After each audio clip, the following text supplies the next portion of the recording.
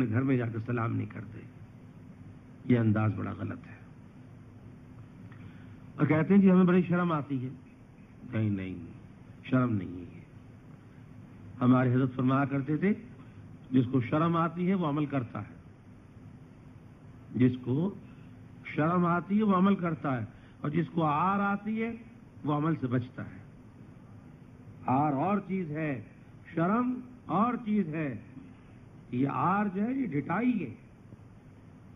اپنی طبیعت کو توڑو، مروڑو، عمل کے لیے مجبور کرو. جی آپ نے عار کو شرم کہہ دیا. ارے شرم تو حیا کو کہتے ہیں، اور حیا شعبۃ من الایمان. حیا تو ایمان کا ایک عظیم حصہ ہے، اور جس کے اندر شرم ہوتی ہے، میرے حضرت نے فرمایا وہ عمل کے اندر سرگرم ہوتا ہے. جس میں شرم ہوتی ہے وہ عمل کے اندر سرگرم ہوتا ہے، تیز ہوتا ہے. یہ کہتا جی شرم آتی، غلط بات ہے.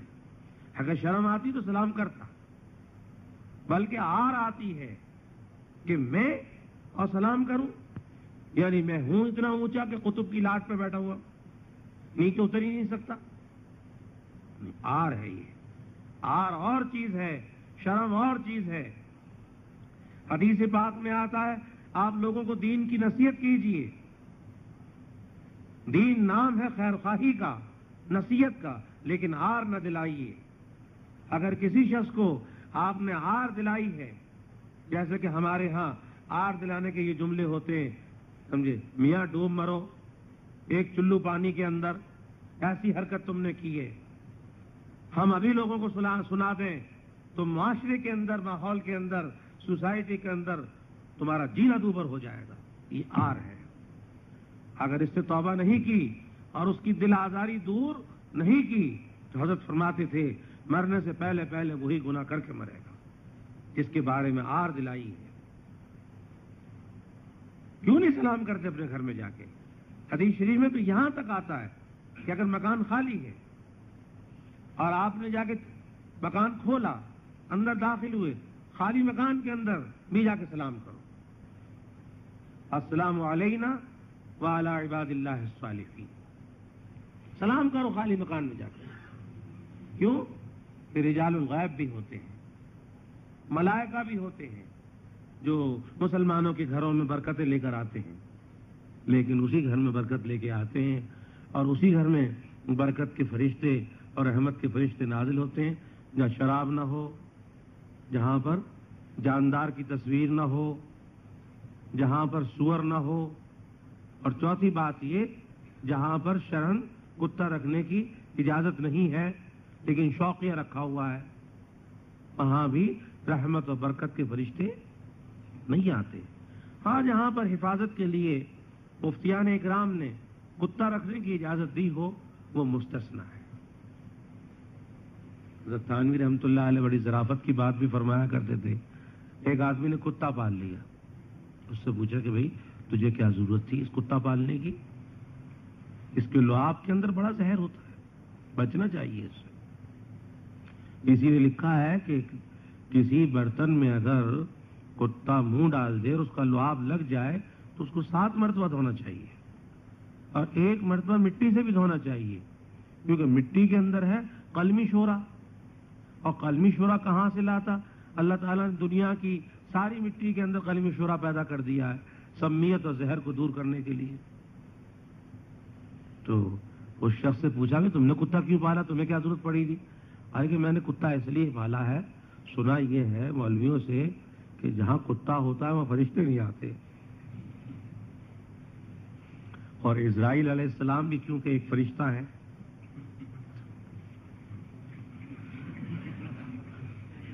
تو وہ بھی نہیں آئیں گے،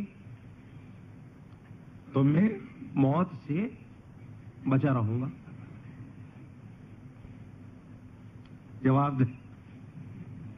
جواب دینے والے نے بھی عجیب جواب دیا. اس نے کہا بھائی ایک بات تو بتاؤ، کتے بھی مرتے ہیں یا نہیں؟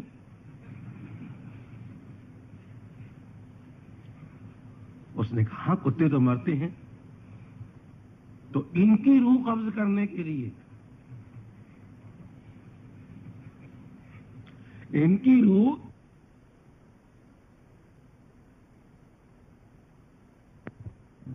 اس نے کہا ہاں بھائی اس کے بغیر تو کیسے روح نکلے گی ان کی؟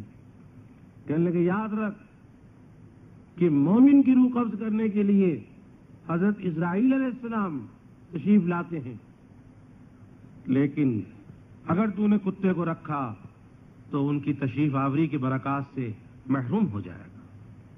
وہ بہت عظیم البرکت فرشتے ہیں۔ حضور اکرم صلی اللہ علیہ وسلم سے ملاقات کی انہوں نے۔ میں عرض کرتا ہوں اب تیری روح قبض کرنے کے لیے وہی فرشتہ آئے گا جو کتوں کی روح نکالتا ہے۔ تب اس نے توبہ کی اور کتے سے پیچھا چھڑایا۔ آپ کا وفات شریف کا وقت قریب ہے، اور کائنات کے اندر آپ کی ذات گرامی اتنی محبوب خدا ہے کہ جس کی کوئی مثال نہیں۔ صحیح کہا کہنے والے نے، بعدت خدا بزرگ تو ہی قصہ مختصر۔ اللہ تعالیٰ کے سب سے زیادہ چہیتے اور محبوب ہیں حبیب خدا صلی اللہ علیہ وسلم۔ جبرائیل امین بھی تشریف لائے، اسرائیل علیہ السلام بھی تشریف لائے، اور ان کے ساتھ فرشتوں کی بھاری جمعیت نازل ہوئی، اور آ کے عرض کیا کہ یا رسول اللہ یہ مسئلہ اختیاری ہے۔ اللہ تعالیٰ نے فرمایا ہے کہ جب تک آپ دنیا میں رہنا چاہیں بے شک آپ دنیا میں رہیں۔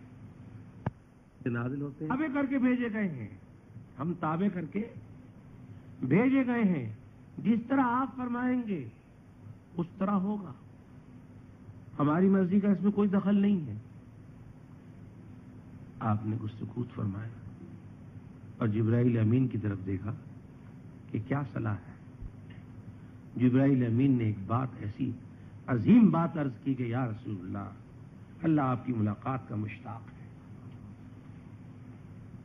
اس پر آپ نے فرمایا اللہم الرفیق الاعلی، اللہم الرفیق الاعلی، میں رفیق اعلیٰ کو اختیار کرتا ہوں، یعنی حق تعالی جل شانہ، اما نوالہ، جل مجدہ، عز اسمہ، اور کہا کہ اسرائیل بسم اللہ کیجیے، لیکن ایک بات بتلائیے، جب میرے کسی امتی کی روح قبض کرتے ہو تو کیا معاملہ کرتے ہو؟ دیکھیں، امت اس وقت کی یاد ہے، امت عرفات میں بھی یاد ہے، امت مزدلفہ میں بھی یاد ہے، امت تمام خطبات میں یاد ہے، امت غزوات میں یاد ہے، امت دن میں بھی یاد ہے، رات میں بھی یاد ہے، معراج میں بھی یاد ہے۔ کوئی پہلو اٹھا کے آپ کی سیرت کا دیکھ لیجئے، بہت رعایت برتتا ہوں، خاص حکم ہے اللہ رب العالمین کی طرف سے کہ میرے حبیب کی امتی کے ساتھ میں بہت نرمی برتو۔ پھر بھی آپ نے فرمایا کہ میری تسلی اس میں ہوگی، بتلاؤ میری امتی کی روح کس طرح نکالتے ہو؟ اسرائیل علیہ السلام نے کہا کہ مکھن کے اندر جس طرح بال گر جائے، مکھن کے اندر بٹر بال گر جائے، اس بال کو چٹکی کے ساتھ آرام سے نکال لیا جاتا ہے، نکالنے میں کوئی تکلیف نہیں ہوتی، نہ بٹر کو کوئی تکلیف ہوتی ہے، نہ بال کو کوئی تکلیف ہوتی ہے، بہت سہولت کے ساتھ میں آپ کی امتی کی روح کو نکالتا ہوں۔ جی، لیکن قربان جائیے حبیب خدا صلی اللہ علیہ وسلم کے، آپ نے فرمایا یہ تو ٹھیک ہے کہ قبض روح کے اندر تم نرمی برتتے ہو، لیکن اس کے خاتمے کا کیا ہوتا ہے؟ خاتمہ اس کا کیسا ہوتا ہے؟ اس کے بارے میں مجھے بتاؤ۔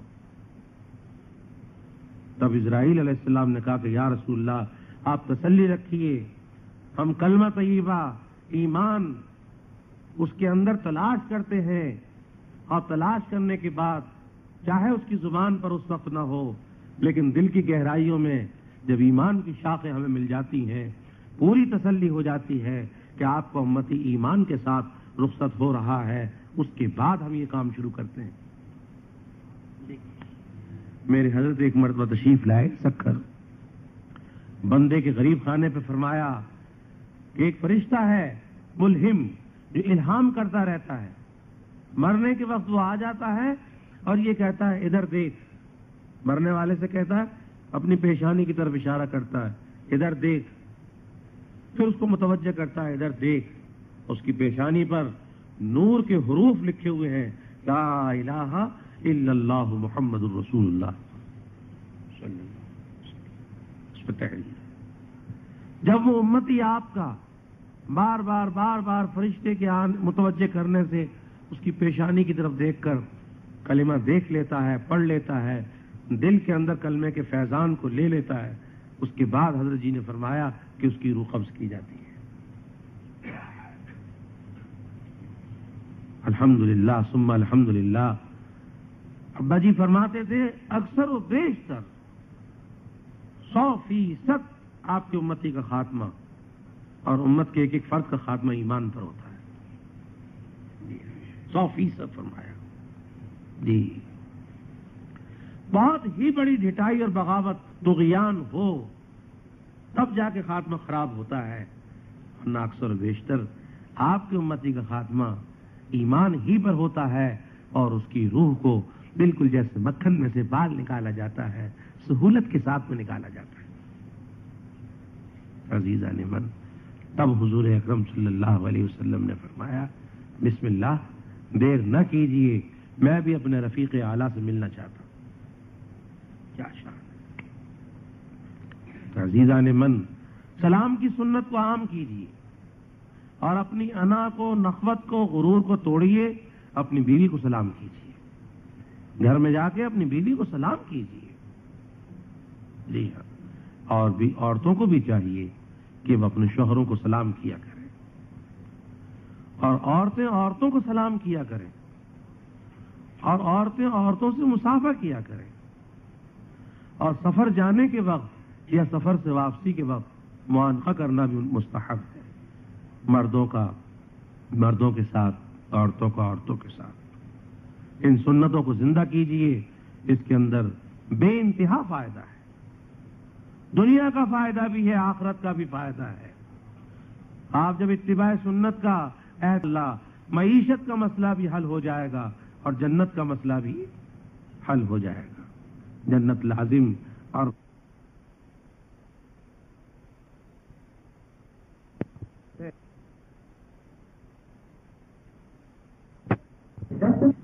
بڑے خیر و برکات گھر میں آتے ہیں سلام کرنے سے، نحوست مٹ جاتی ہے، ظلمت دور ہو جاتی ہے۔ اپنے گھروں کے اندر باغات کی، دریاؤں کی، درختوں کی سینری تو آپ لگا سکتے ہیں، لیکن خدا کے لیے جو تصاویر جاندار کی ہیں ان کو دور کیجیے، اس کی بڑی ظلمت ہے۔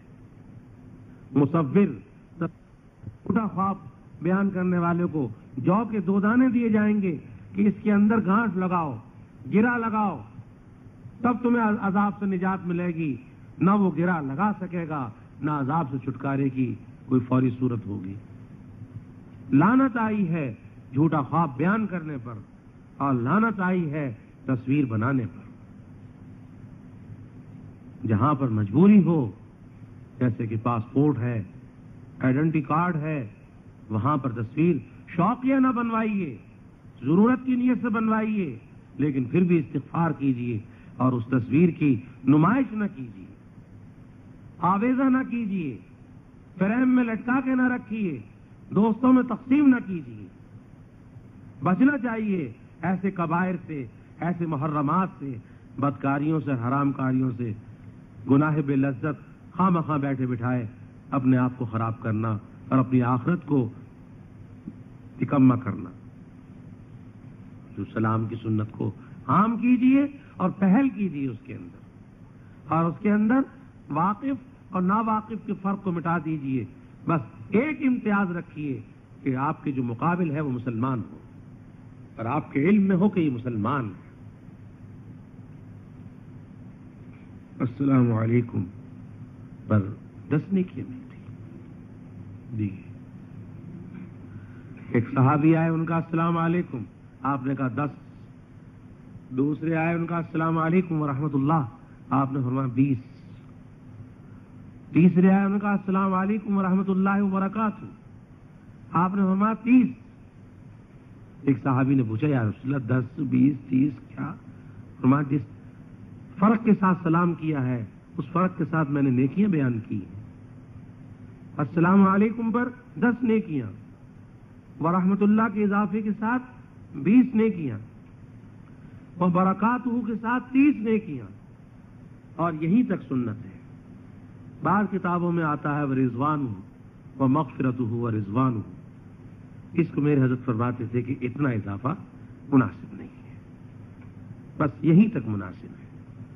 بلکہ ابا جی یہ بھی فرمایا کرتے تھے کہ زندوں کو دعائے مغفرت دینا جائز ہے، لیکن میرا دل یہ کہتا ہے کہ مردوں کے لیے دعائے مغفرت کرنی چاہیے، اور زندوں کے لیے اعمال صالحہ، اصلاح اور درستی کی دعا کرنی چاہیے۔ اس کے اندر بھی تخصیص فرمایا کرتے تھے حضرت والا، سبحان اللہ۔ مزاج دین ان کو حاصل تھا، خدا کی قسم، دین کا مزاج ان کو حاصل تھا۔ آج بڑے سے بڑے عالم کو علم دین حاصل ہے، لیکن مزاج دین سے واقف بہت کم لوگ ہوتے ہیں۔ یہ امت کے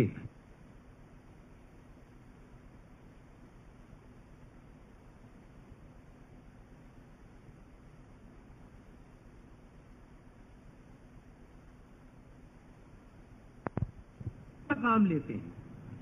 حضرت کو مزاج دین حاصل تھا، جانتے تھے کہ قرآن کا کیا مزاج ہے، احادیث کا کیا مزاج ہے، فقہ کا کیا مزاج ہے، اور تصوف کے تو امام تھے۔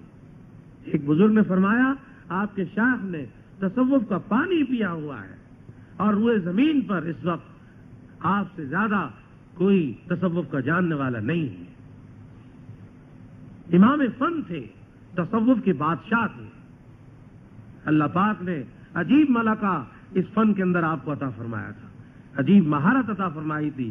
اس فن کے بہترین اور عظیم اسپیشلسٹ تھے۔ اللہ تعالیٰ نے تمام طرق اور تمام راستے اصلاح کے آپ کے اوپر کھول دیے تھے۔ اللہ کی امداد آپ کے شامل حال تھی۔ کیسے ہی پیچیدہ مسئلہ ہوتا تھا، گتھی کو سلجھا دینا، یہ اللہ تعالیٰ نے یہ وصف خصوصی ان کو عطا فرمایا تھا، بائیں ہاتھ کا کام تھا۔ اور بھائی ان 4 سنتوں میں سے دوسری سنت جو میں عرض کرنا چاہتا ہوں وہ دعا کی سنت ہے۔ حدیث شریف میں آتا ہے دعا سمجھ کے مانگو، دعا سمجھ کے مانگو۔ اسی لیے ہم جو لوگ عربی کی دعائیں پڑھتے ہیں، اس پر تلاوت کا ثواب ملتا ہے، پڑھنے کا ثواب ملتا ہے، الفاظ پر نیکیاں ملتی ہیں، لیکن درخواست کا درجہ جب بنے گا جب ہم اس کی معرفت حاصل کریں گے۔ اس لیے کم از کم ہمیں اپنی زبان کے اندر اس کا ترجمہ بھی دیکھنا چاہیے، ورنہ ثواب سے خالی نہیں ہے۔ اور مسنون جو دعائیں ہیں ان کی عادت بناؤ۔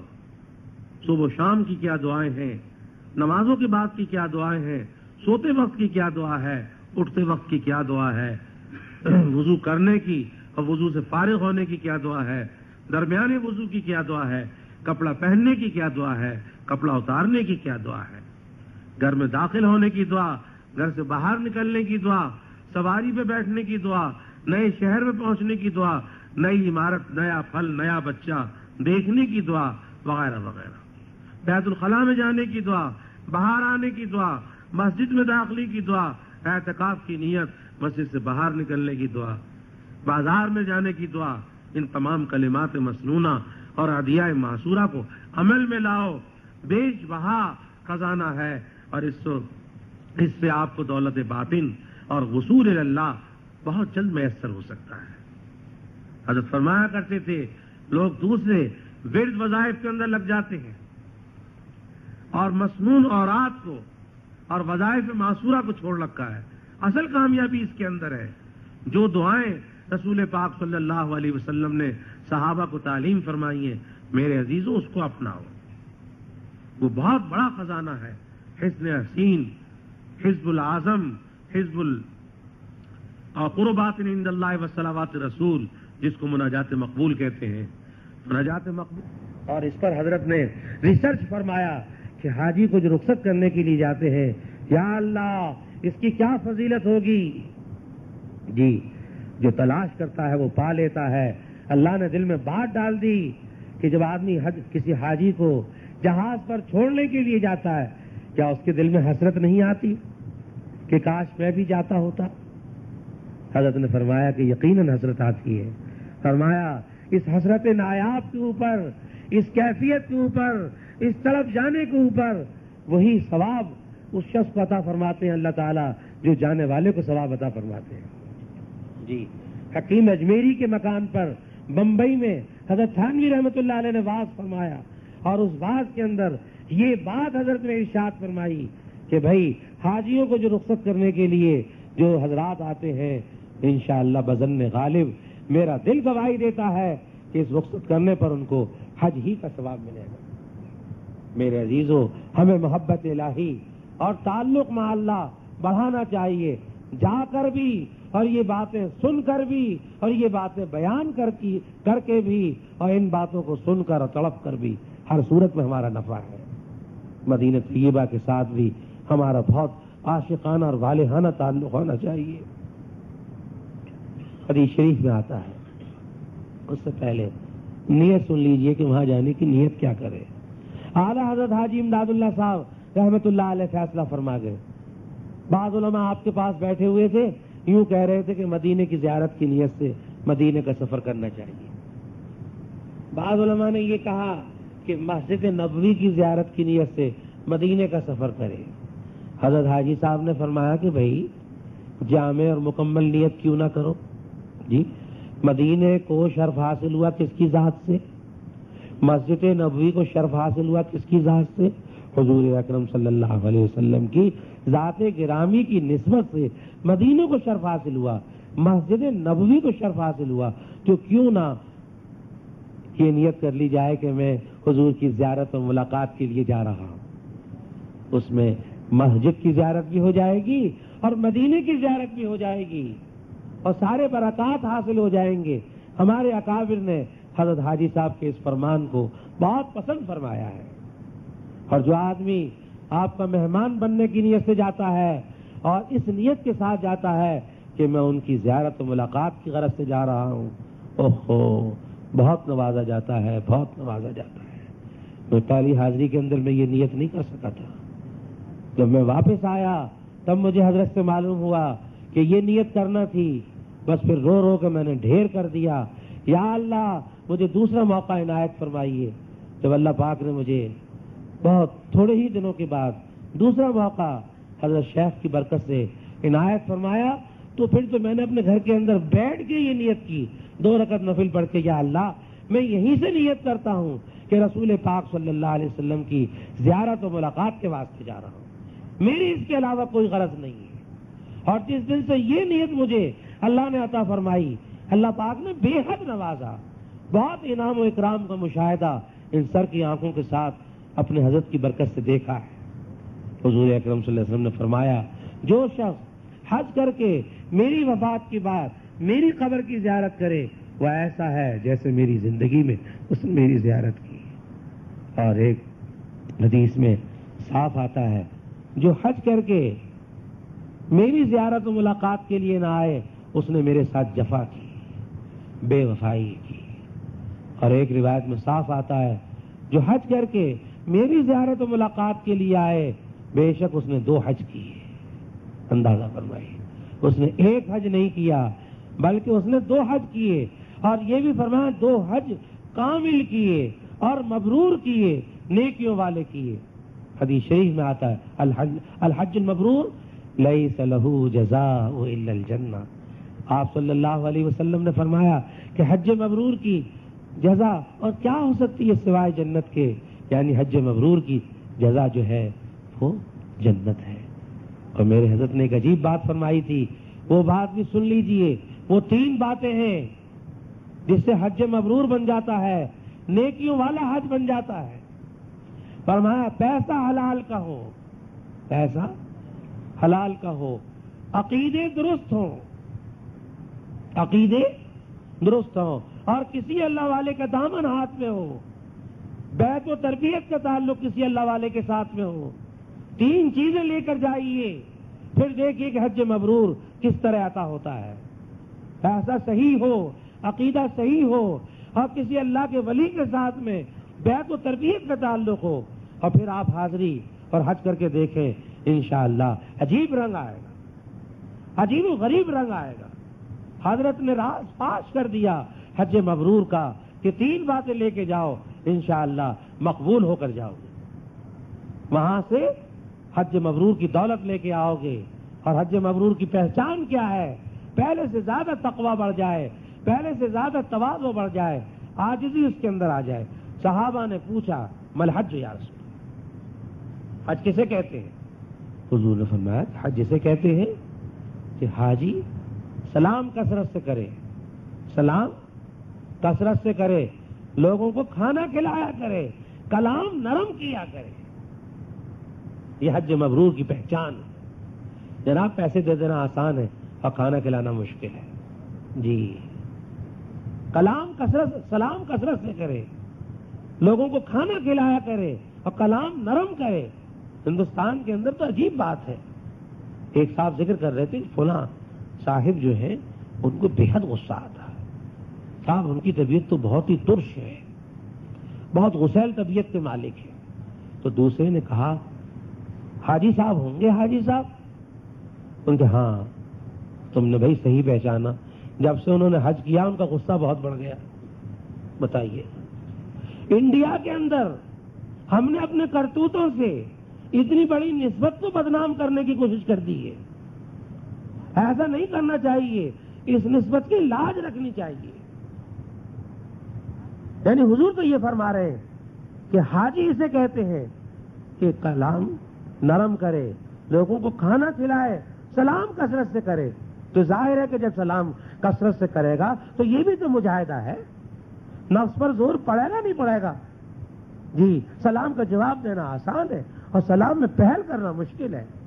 اس کے اندر نفس کا کچلنا ہوتا ہے, نفس پاش پاش ہوتا ہے, نفس کشی اور بے نفسی, کثر نفسی اختیار کرنا پڑتی ہے. تو میرے عزیزو ان 3 باتوں کو سامنے رکھیے. پیسہ صحیح ہو, عقیدہ صحیح ہو اور کسی اللہ کے مقبول کے ساتھ میں بیت و تربیت کا تعلق ہو. تو بھئی کیا عرض کیا جائے, تذکرہ محبوب ہے, یہ تو کبھی پورا نہیں ہو سکتا. حضرت مفتی محمد شفیع صاحب رحمۃ اللہ علیہ حاضر ہوئے.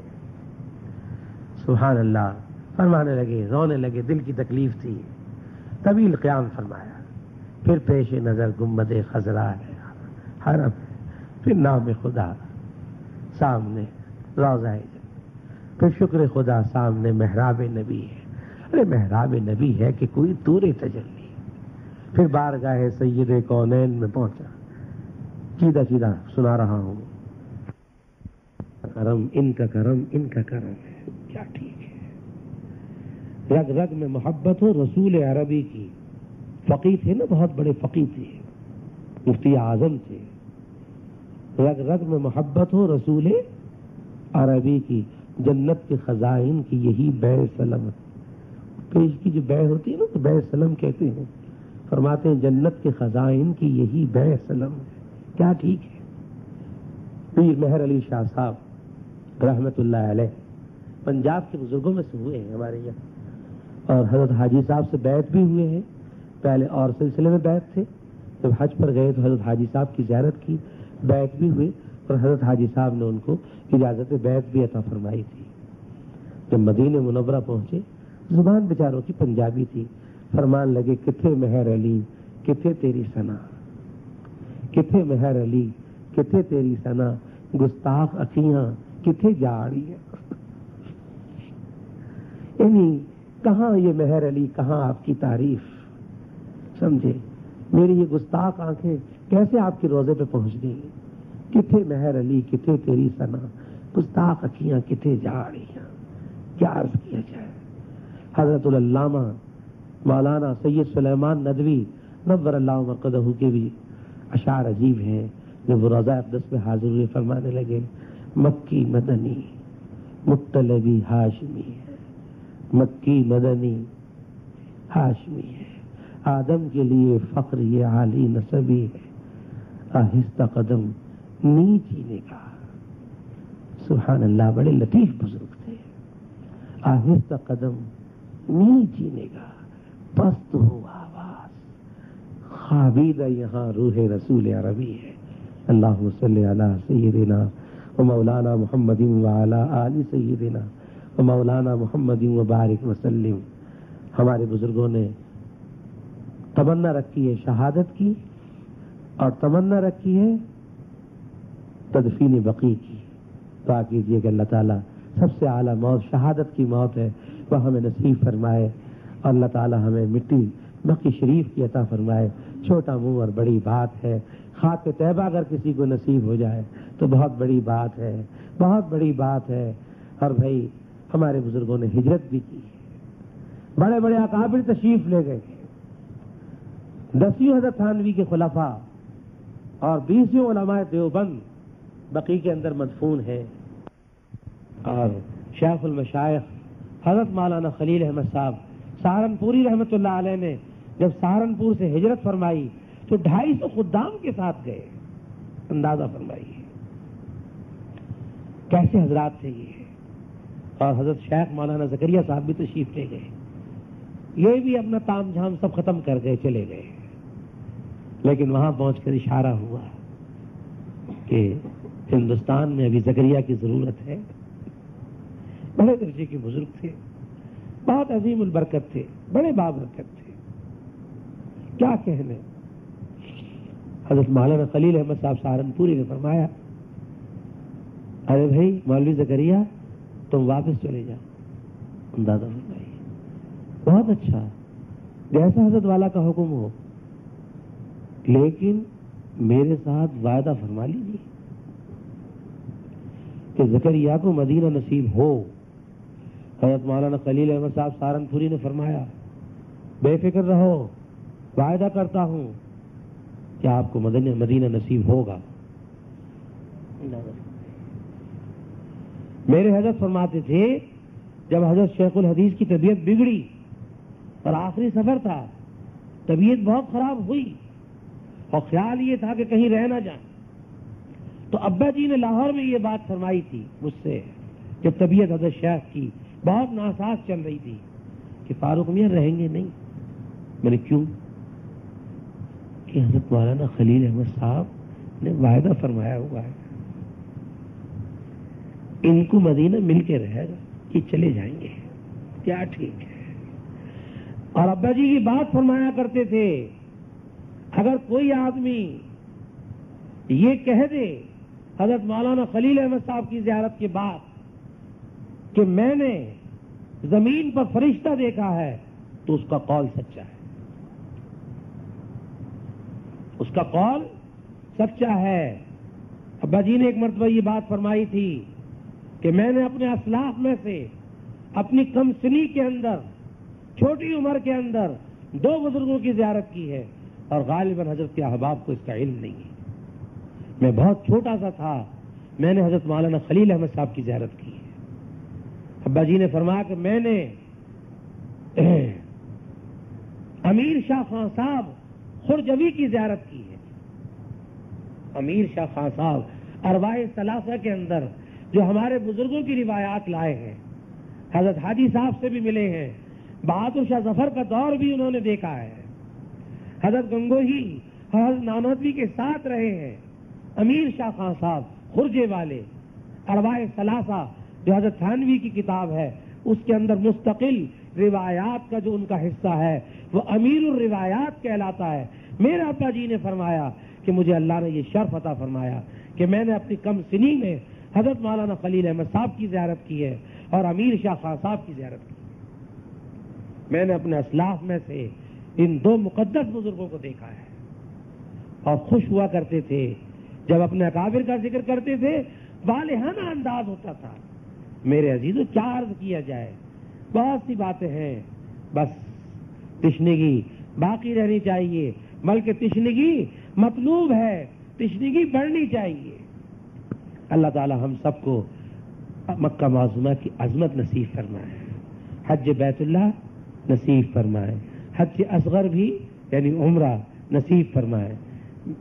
کس کس بات کو عرض کروں, حج نفل کی نسبت حضرت فرمایا کرتے تھے عمرے کا سفر سنت موقتہ ہے, سنت موقتہ ہے. اگر اللہ تعالیٰ کسی کو موقع دے تو حج فرض کے بعد اس کو سنت موقتہ پہ عمل کرنا چاہیے. حضرت افضل ڈاکٹر عبدالحی صاحب رحمۃ اللہ علیہ نے مفتی محمد شفیع صاحب رحمۃ اللہ علیہ سے مشورہ کیا کہ میں حج نفل کے لیے جاؤں. حج فرض کر چکے تھے اپنے 30 احباب کے ساتھ. میں حج نفل کے لیے جاؤں یا عمرے کے لیے جاؤں. حج مفتی محمد شفیع صاحب نے فرمایا تھا کہ عمرے کا سفر مستقل سفر سنت موقدہ ہے, حج نفل سے افضل ہے. آپ کو حج نفل کے لیے نہیں جانا چاہیے, عمرے کے لیے جانا چاہیے. اللہ تعالی ہمیں مکے اور مدینے کی عظمت اور محبت نصیب فرمائے اور مناسک حج ادا کرنا نصیب فرمائے. اللہم ارینا مناسکنا وتب علینا انک انت التواب الرحیم.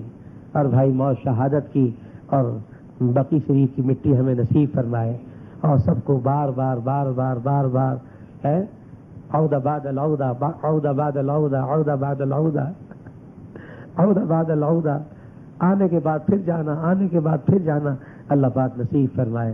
ارے بھائی دنیاوی جو وسائل ہیں یہ مختصر سے ہیں, معمولی سی باتیں ہیں. ان کے نزدیک وسائل بے جان ہیں, وسائل کے اندر کوئی جان نہیں ہے. وہ تو ہماری ابدیت کو دیکھنا چاہتے ہیں. میں ایک نسخہ کیمیا عرض کر کے اپنے بیان کو بہت ہی اختصار کے ساتھ ختم کر رہا ہوں. باتیں تو بہت ساری ہیں اور عجیب عجیب باتیں ہیں. کبھی یار زندہ صحبت باقی موقع ہوا تو پھر عرض کریں گے. ایک نسخہ کیمیا آپ کی خدمت میں پیش کرنا چاہتا ہوں اور انشاءاللہ ثم انشاءاللہ وہ نسخہ کیمیا ایسا نسخہ ہے کہ میری بچیاں اور بیٹیاں بھی سن لیں. انشاءاللہ ثم انشاءاللہ اس کی برکت سے حرمین کی حاضریوں کا انتظام از غیب ہو جائے گا اور کچھ کرنا نہیں پڑے گا. وہ خود ہی انشاءاللہ تعالی راستہ کھول دیں گے اور طویل ویزا عطا فرما دیں گے. اور میرے حضرت کا یہ فیضان ہے کہ مجھے ابا جی کی برکت سے بڑے لال اور گوہر ملے ہیں. کہتے ہیں نا فقیر کی گدڑی میں لال ہوتے ہیں. بے شک جس کا بھی یہ قول ہے سچا قول ہے. واقعی فقیر کی گدڑی میں لال ہوتے ہیں. فقیر ہو اور گدڑی ہو اور لالوں سے خالی ہو سوال ہی نہیں پیدا ہوتا. ابا جی نے فرمایا خوب دل لگا کر تنہائی میں 2 رکعت نفل پڑھو. 2 رکعت نفل پڑھو. پہلی رکعت میں سورہ فاتحہ کے بعد قل یا ایھا الکافرون اور دوسری رکعت میں سورہ فاتحہ کے بعد قل ھو اللہ پڑھو. اور دل لگا کر, دل لگنے کا انتظار مت کرو, دل لگا کر نماز پڑھو. اپنے اختیار سے کوئی خیال اس میں مت لاؤ. پورے آداب کے ساتھ وضو کرنا, اس میں مسواک بھی کرنا. اور ایسے نفل پڑھنے کے بعد سلام پھیرتے ہی سورہ یاسین پڑھو.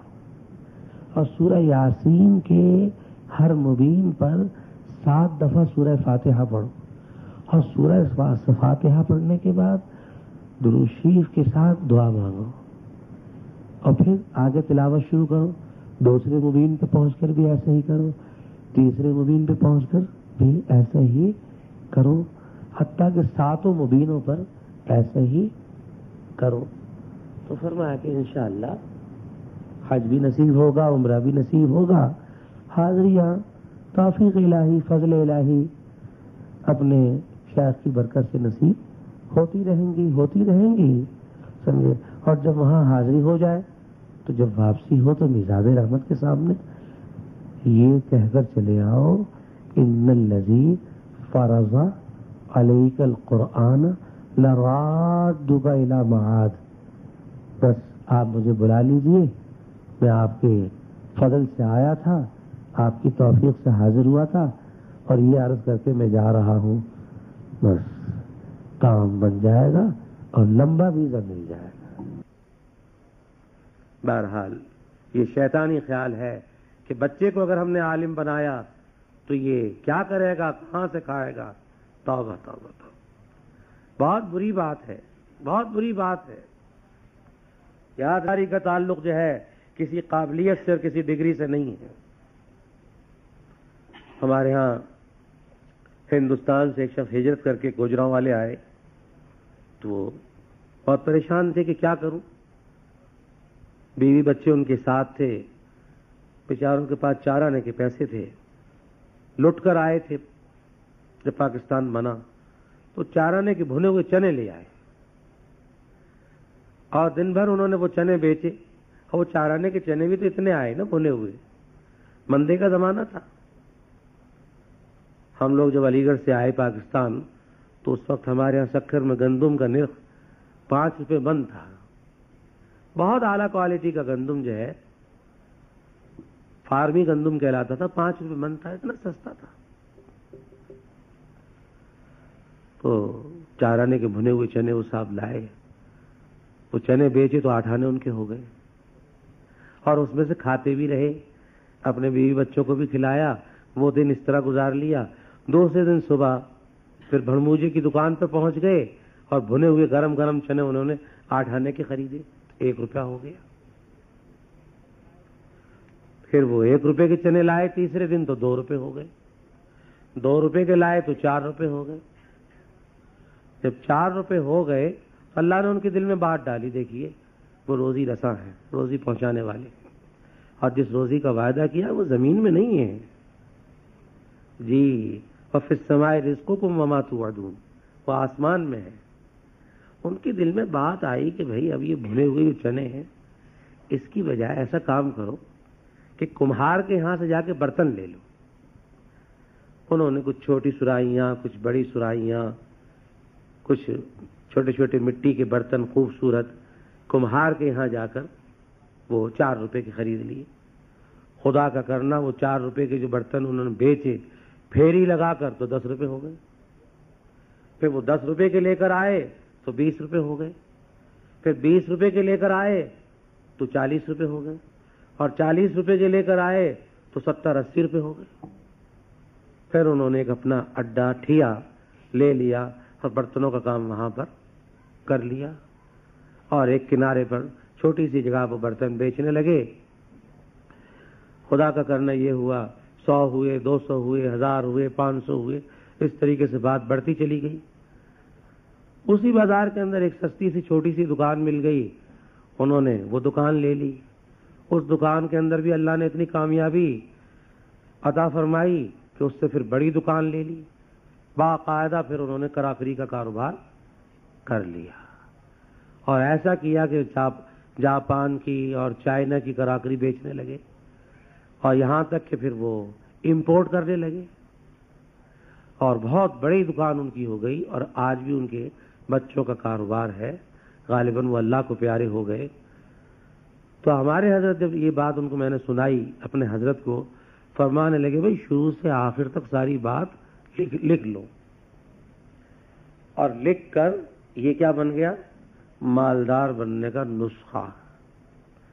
اور کسی سے یہ کہو کہ بھئی تم بھی اس پہ عمل کرو، جی تم بھی اس پر عمل کرو، اور اس کے مطابق تم مالدار بن کر دکھلاؤ۔ اور وہ آدمی تو بیچارے سادے تھے جنہوں نے یہ کام کیا، اور اللہ پاک نے اس زمانے میں ان کو رفتہ رفتہ رفتہ لکھپتی بنا دیا، اور اس نسخے پر کسی آدمی قابل آدمی سے ابا جی نے فرمایا عمل کراؤ، اور پھر دیکھو وہ کتنی جلدی مالدار بنتا ہے۔ پھر سوال ہی نہیں پیدا ہوتا کہ وہ اس میں کامیاب ہو جائے۔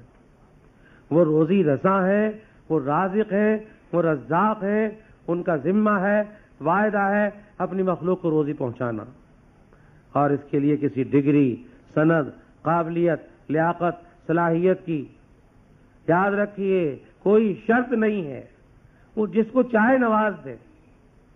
بڑے بڑے قابل آدمی گریجویٹ ہوٹلوں کے اندر پلیٹد ہوتے ہیں، اور معمولی آدمی جو بیچارے دستخط بھی صحیح نہیں کر سکتے، بس انگوٹھا صحیح لگا لیتے ہیں۔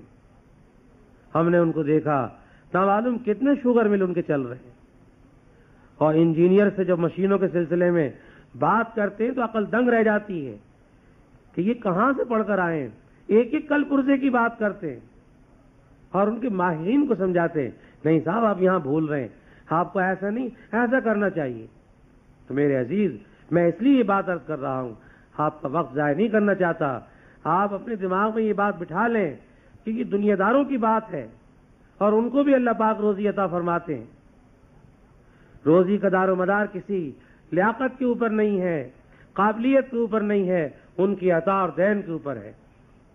حضرت تھانوی رحمۃ اللہ علیہ نے فرمایا کہ کنویں میں الٹے لٹک جاؤ اور 1000 تسبیح لے لو اور تسبیح کے دانے پہ کہو ہے بے ادبی کی بات کہ یا اللہ مجھے روزی نہ دے، یا اللہ مجھے روزی نہ دے، وہ پھر بھی دیں گے. اور جو روزی آپ کے مقدر کی ہے وہ آپ کو مل کر رہے گی، کوئی دوسرا آدمی نہیں لے سکے گا. اور دو مسئلوں کے اندر اطمینان رکھو. ہمارے حضرت فرمایا کرتے تھے ایک مسئلہ رزق میں اور ایک مسئلہ موت میں. یہ دونوں مسئلے اٹل ہیں. جس طرح موت آ کر رہے گی اس طرح روزی مل کر رہے گی. ہاں، ہاتھ پہ ہاتھ رکھ کے نہیں بیٹھنا چاہیے. ملا کی دوڑ مسجد تک، ارے بھائی جتنا بھی تم کر سکتے ہو اتنا تو کرو. بعض آدمی کی عادت بڑی خراب ہے، 8 دن کام کیا، مہینے بھر بیٹھ کے کھایا، اور پھر جیب بھی خالی ہاتھ بھی خالی، کنگال ہو گئے. یہ بات غلط ہے.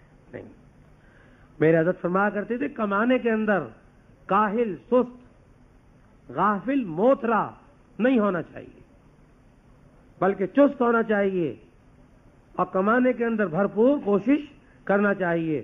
باقی رہا نوازنا، عطا فرمانا، یہ ان کے ذمہ ہے، اس میں دیر نہیں کرنا چاہیے.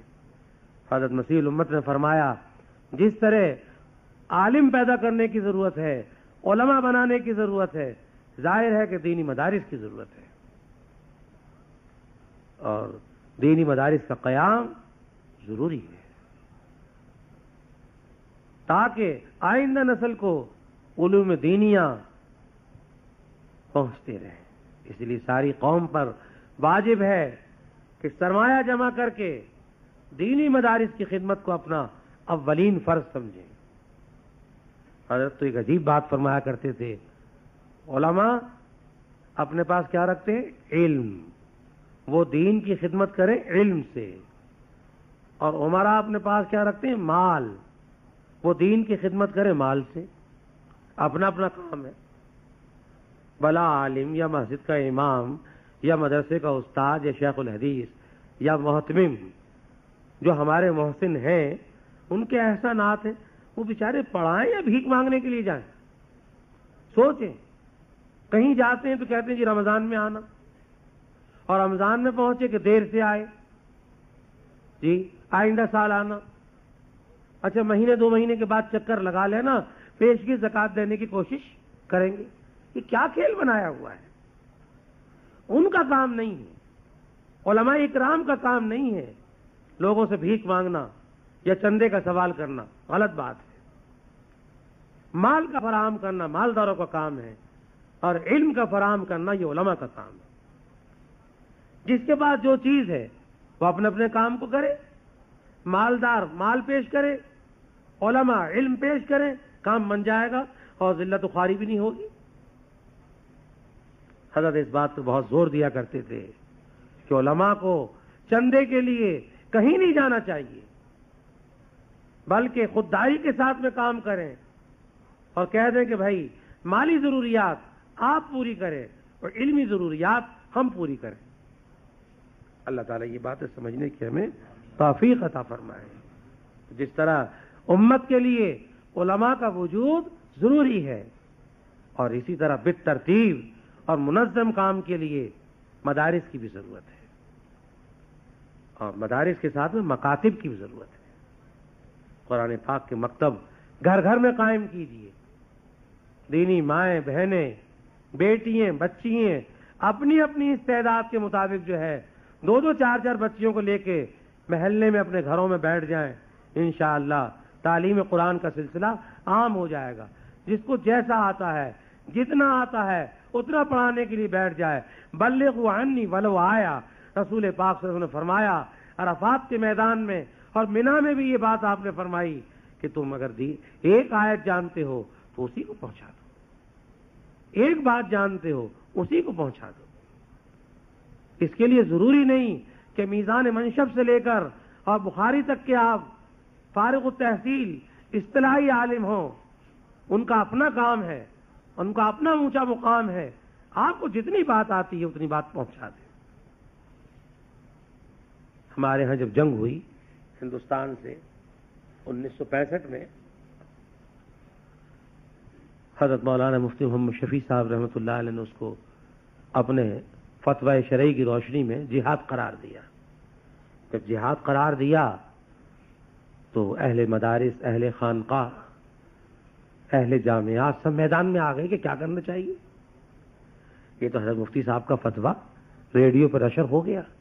حضرت مفتی صاحب نے خطاب فرمایا کہ میں اس جنگ کو جہاد اسلامی سمجھتا ہوں، لہذا ہم لوگوں کو باہر آنا پڑا سب کو. تو کیا کریں؟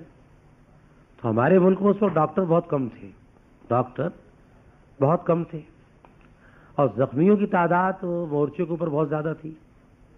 اب ڈاکٹر اتنے تھے نہیں کہ ان کی کوئی مرہم پٹی وغیرہ پورے طور پر کر سکیں، تو فوری طور پر کچھ تربیت گاہیں کھولی گئیں اور عام لوگوں کو اس میں بھرتی کیا گیا. ہم لوگ بھی اس میں بھرتی ہوئے اور فرسٹ ایڈ ہمیں سکھایا گیا کہ اگر ایک آدمی کا فریکچر ہو جائے تو کیا کرو گے، ایک آدمی جل جائے تو کیا کرو گے، ایک آدمی کے خون بہ رہا ہو تو کیا کرو گے، کس طرح ڈریسنگ کرو گے، کس طرح مرہم پٹی کرو گے. یہ کام ہم نے اس وقت سیکھا جہاد کی نیت سے. میرے عزیزو، اب حالت ایسی ہے سب جگہ، صرف علماء کے اوپر تکیہ نہ لگائیے، وہ اپنا کام کریں اور وہ اپنے کام کے اندر، اپنے فریضے کے اندر سستی نہ برتیں. اور عام مسلمانوں کا بھی کام ہے کہ وہ فرسٹ ایڈ کو سیکھ لیں. جو جتنی دین کی بات جانتا ہے وہ دوسرے کو پہنچایا جائے. انشاءاللہ پھر مورچے کے اوپر ہم کامیاب رہیں گے. تاجر اپنی تجارت کے ساتھ دین پھیلائے، ملازم اپنی ملازمت کے ساتھ دین پھیلائے، مؤذن اپنی اذان کے ساتھ اللہ کے دین کو پھیلائے. عورتیں گھروں کے اندر نورانی قاعدے پڑھائیں، اماں کا پارا پڑھائیں، نمازیں سکھائیں، محلے کی بچیوں کو با پردہ اور نمازی بنائیں. سب اپنے اپنے مورچے پر، اپنے اپنے مقام پر دین کے کام میں لگ جائیں اور اس کام کو عام کر دیا جائے. کسی مخصوص طبقے کے اوپر اس کا انحصار نہ رہے. انشاءاللہ پھر ہم جیت لیں گے اور ہمارے پیارے دین کا چرچا گھر گھر میں ہو جائے گا. اس طرح کام کرنا چاہیے. قرآن مجید کی میرے عزیزو عجیب شان ہے، عجیب شان ہے. ہر انسان اس کو پڑھ سکتا ہے، چاہے کتنی موٹی زبان والا ہو. یعنی آپ دیکھیے، یہ حفظ بھی کیا جاتا ہے، ناظرہ بھی پڑھا جاتا ہے، صحیح تلفظ کے ساتھ بھی پڑھا جاتا ہے، حروف کی پہچان کے ساتھ بھی پڑھا جاتا ہے، مخارج کی ادائیگی کے ساتھ بھی پڑھا جاتا ہے. اور ان تمام قسموں کو چھوڑ دیجئے، ایک آدمی بیچارہ یہی نہیں پہچانتا کہ الف با تا سا جیم ہا خا یہ کیا